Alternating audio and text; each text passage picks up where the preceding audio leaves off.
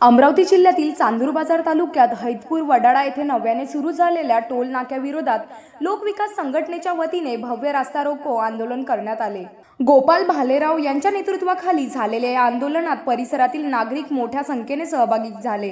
Toll नाक्यापासून 25 किलोमीटरच्या परिसरातील स्थानिक नागरिकांनी टोल माफी देण्यात यावी, तसेच महामार्गाचे संपूर्ण बांधकाम पूर्ण झाल्याशिवाय टोल वसुली सुरू करू नये अशी प्रमुख मागणी आंदोलकांनी केली।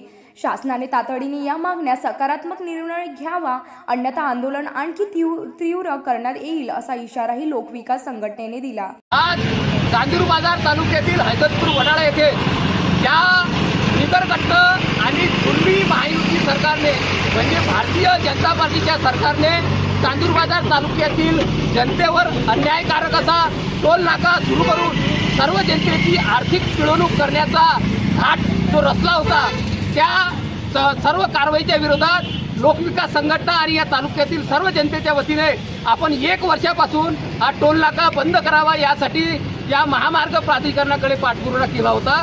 त्या अनुषंगाने मागील 8 तारखेला या सर्व महामार्गाने हा टोल नाका सुरू केला।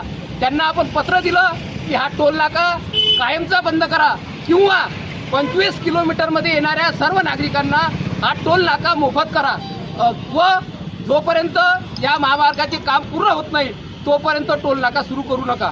परंतु या मुजोर भारतीय जनता पार्टी सरकारने हा टोल नाका आमच्यावर लादलेला आहे आणि काल या तालुक्यातील भारतीय जनता पार्टीच्या काही कार्यकर्त्यांनी नाटकी आंदोलन करून हा टोल नाका तात्पुरता बंद पाडला। त्याच्या मागे त्यांचा उद्देश होता की जनतेचा जो रोष आहे या तालुक्यातला या टोल